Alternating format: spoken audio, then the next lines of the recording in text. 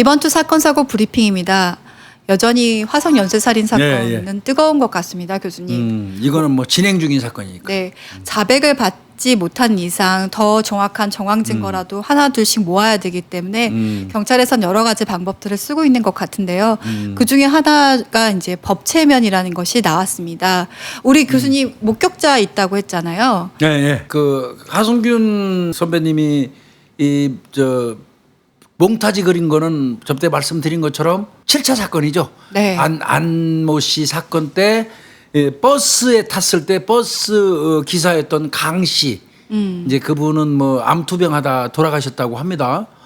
그리고 이제 한 분 더 남았던 게 그 당시에 안내원이었던 엄모 씨, 이제 그분 이제 그 목격자였잖아요. 그분 말고 이제 그분들의 그 진술에 의해서 몽타지 만들고 그분 말고. 네. 이 아이하고 양복을 입은 남자가 같이 서 있는 걸 봤다는 전모 씨라는 분이 있었잖아요. 네. 그래서 이제 그 전모 씨라는 분도 아마 그 법체면을 걸어가지고 확인한 모양입니다. 네. 법체면이 뭐냐라고 궁금해하시는 분들도 있을 텐데 이게 사법제도에서 쓰는 사법기관에서 쓰는 법체면이라고 생각하시면 가장 편할 것 같아요. 과학도 그냥 법과학. 네. 라고 체면도 법체면. 근데 가끔 저한테 체면 걸리면 진짜 막 하고 싶지 않은 막 아무 말이나 하게 되고 막 진짜 체면에 걸려서 막 움직이고 몽유병처럼 돌아다니는 거 아니야? 라고 얘기를 하시는데 법체면에서 체면은 그건 아니고요. 기억력을 좀 더 높여주는 역할을 하게 되는 그리고 겁니다. 의식은 있어요. 네. 체면 걸어도 의식이 있어요. 예. 그렇기 때문에 체면하는 사람의 능력과 그다음에 그 피체면자의 적극적인 참여가 굉장히 체면의 효과를 높이는 것 중에 하나입니다. 법체면 잠깐 말씀드리면 원래 법체면이 99년도인가 도입됐을 거예요. 네네. 그런데 이제 그 이후에 이거 법체면이 이제 효율적이고 괜찮다는 게 이제 있어가지고 일선에 있는 경찰관들을 그 법체면 교육을 시켜가지고 지금 이제 프로파일러처럼 네. 법체면 그 전문 경찰이 꽤 많이 양성이 됐어요. 네. 수십 명입니다 지금. 예. 네, 저도 법체면 교육을 받았고요. 근데 법체면은 사실 교육보다 그러니까 많은 케이스들을 경험해 보는 게 굉장히 중요하거든요. 그럼요. 사건을 많이 해봐야 네, 돼요. 네. 예. 그래서 프로파일러 중에도 법체면으로 잘하는 사람들도 많고 예. 또 법체면 수사관들 분들도 또 따로 있어요. 네, 예. 그랬을 때 저희가 가면은 이제 처음에 이렇게 약간 의식을 풀어주니까 뭐라 그럴까 몸을 이완시켜주는 것부터 시작해서 또 분위기도 조성을 해서 집중도를 가장 높여주는 방법을 선택합니다. 네. 근데 어떻게 그러면은 높여주는 거지라고 생각하시면 우리는 보통 목격자라든지 피해자들한테 많이 그렇죠. 법체면을 쓰는데요. 실제로 너무 두렵거나 공포가 생기면 교수님 아시죠? 몽타주 잘 못 나오는 거 그러면 맞아요. 네, 되게 무섭게 생각하거나 기억을 하는데 거기서 좀 빠져나오게 하는 거예요. 그래서 내가 피해자가 아니게 빠져나오게 해서 감정을 배제해서 좀 더 명확하게 하거나 순서도 우리는 이렇게 시간 순서대로 가잖아요. 근데 거꾸로 물어보게 해서 기억하는 패턴을 좀 바꿔준다든지 이런 식으로 하는데 제일 많이 쓰이는 것 중에 하나가 뭐 성폭행 사건이나 이런 맞아요. 것도 있지만 뺑소니 사건에 교통사고. 네, 차량 번호 기억하는데 이렇게 많이 해요. 두 자리만 기억해도 되고 세 자리 기억해도 되고 하는데 그 효율적으로 그렇게 해서 범인 검거한 사례는 굉장히 많고요. 네. 그래서 법체면이 생각보다 효과가 많습니다. 혹시 기억하시는지 모르겠는데 그 군산에서 어린아이 네. 의붓아버지가 살해한 다음에 군산 자기 아버지 묘소에다가 매장했던 사건 있잖아요. 네. 그때 사건 수사할 때 그 사람이 경찰에서 뭐라고 얘기했냐면 아이하고 그 직전에 하동에 놀러 갔다고 그랬어요. 그 아이들 둘 데리고 놀러 갔었다고 얘기를 했었는데 경찰이 하동까지 찾아갔어요. 네. 찾아가 가지고 하동에서 아이들을 봤다는 상인분을 법체면으로 했어요. 그랬더니 그 상인분이 기억해낸 게 애 하나밖에 안 왔다. 한 명은 둘 데리고 왔다고 그러는데 이미 하나는 죽었던 거거든요. 그 당시에. 그러니까 거짓말한 게 하동에서 법체면에 의해서 상인이 진술한 걸로 분명히 하나만 온 건데 요 범인은 둘 데리고 갔다고 거짓말했었거든요. 그래서 추궁해가지고 해결한 사례도 있어요. 최근에는. 실제로 이렇게 했을 때 그럼 지어낼 수도 있잖아라고 얘기하지만요. 그 법 체면하는 순간 그 상황이라든지 이런 부분에 대해서 다 정확하게 체면을 하는 분이 다 평가를 해요. 이 사람이 거짓말을 하는 건지 아니면 진짜 그 기억 그렇죠. 속에서 떠올리는 건지에 대해서 다 평가를 하기 때문에 이런 부분들에 대해서 좀 신뢰성이 높은 것 중에 하나가 법 체면이라고 할 수 있습니다. 그러니까 그 양복 입고 그 이 여중생하고 김양이죠. 여중생하고 그게 살인의 추억에 나왔던 그 김양입니다.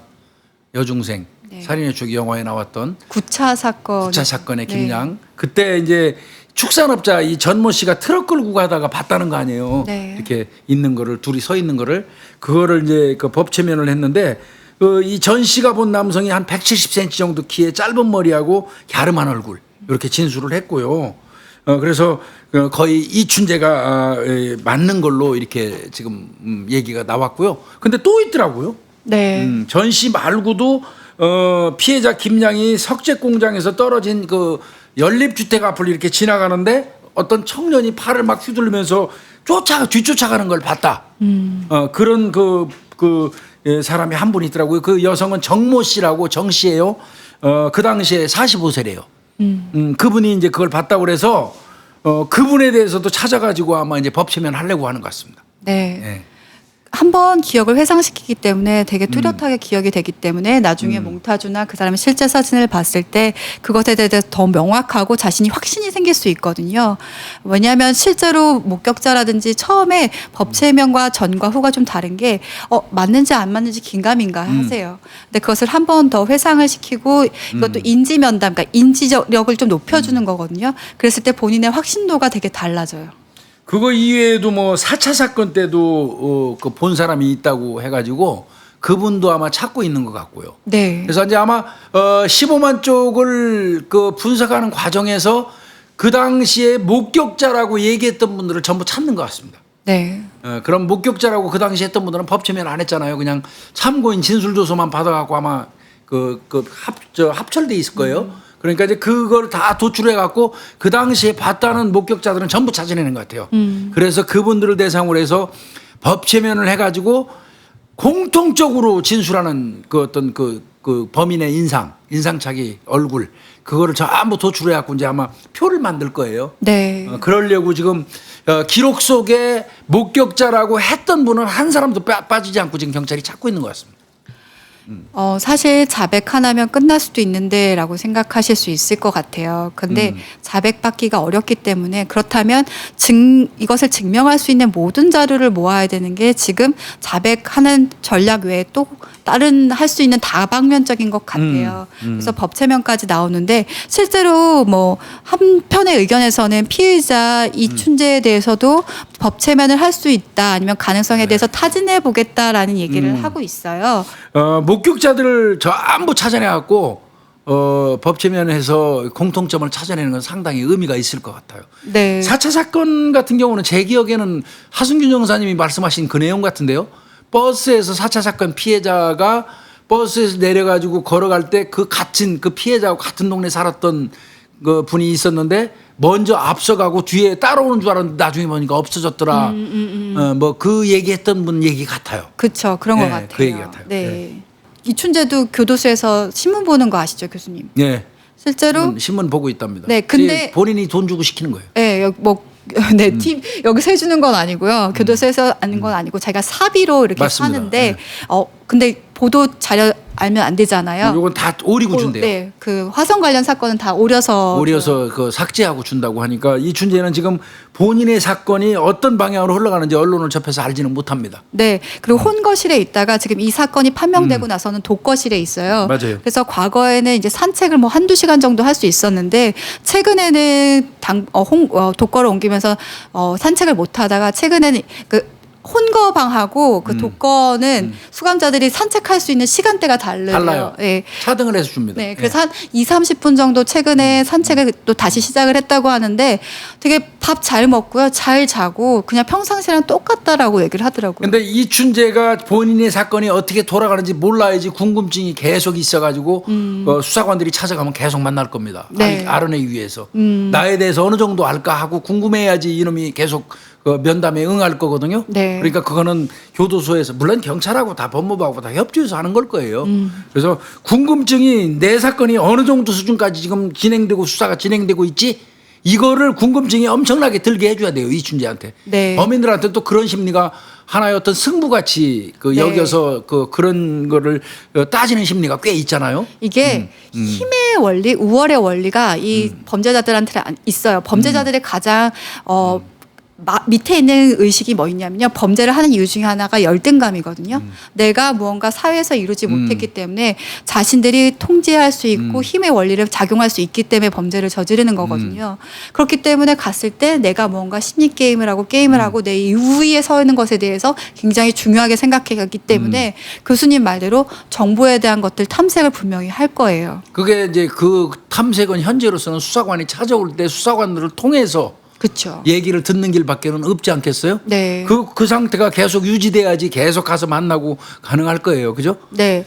그리고 또 이춘재 관련해서 하나가 또 이슈가 된 것들이 있는 게 바로 다른 사건들, 여제에 대한 겁니다. 맞습니다. 화성 연쇄살인 사건뿐만 아니라 그 이제 1986년 2월에 이제 그 군대에서 제대했죠. 군대에서 제대했는데 거기가 화성군의 그 일대에서 연쇄 성폭행 사건이 7건이 화성군 일대입니다. 맞습니다. 네네네. 화성 일대입니다. 그때- 7건. 네, 7건이 있는데 유사한 패턴이 분명히 보인다라는 거죠. 피해자의 물품으로 결박을 한다든지 맞습니다. 돈을 요구한다든지 실제로 언어적 표현을 우리가 되게 분석을 하게 되는데요. 그 언어적 표현에 있어서도 약간 비슷한 패턴들을 분명히 보인다라는 거죠. 살아난 피해자들하고 얘기했을 때. 이서방 뭐해? 너는 뭐해? 네.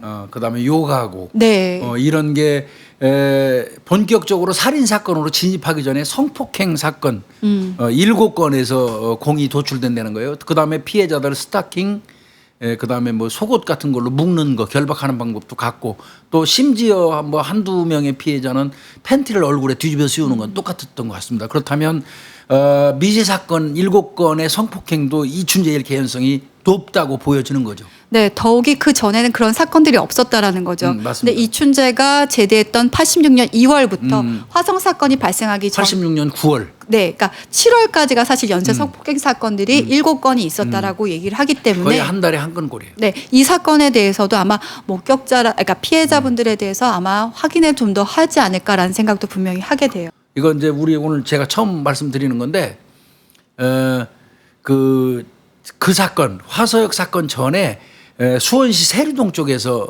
그 유사한 사건이 또 있었어요. 그래서 그 사건까지도 또 확인하고 있는 중입니다. 네, 지금 청주 일대도 그렇고요. 그다음에 경기도 일대도 그렇고 수원이죠. 네. 수원하고 화성하고 이런 연쇄 성폭행 사건이나 또 살인 사건에 대해서 보고 있고요. 근데 실제로 6차에서 7차인가요? 그 사이에 그 이춘재가 수감이 되었던 네. 그 기간이 있어요. 맞아요. 네, 그건데 그때는 강도의 미수로 들어갔었죠. 폭력과 강도 미수로 들어갔었는데. 남의 집에 들어가 가지고 강도짓 하려고 준비하고 있다가 미수에 그친 사건으로 이제 그 집행유예 받은 사건이 있어요. 네, 1차 때는 이제 징역형을 받았었는데 2차 항소심에서 집행유예가 되면서 이제 풀려나면서 그 후에 한 1년 있다가 다시 9차 사건인가요? 아마 날 네. 거예요. 그래서 그 기간이 가장 지금 사건으로만 봤을 때는 가장 텀이 길었던 사건입니다. 그리고요. 아까 제가 잠깐 얘기하다 말았는데 이제 좀 이따 다시 뭐 기회가 되면 설명드리겠습니다만 수원시 세류동에서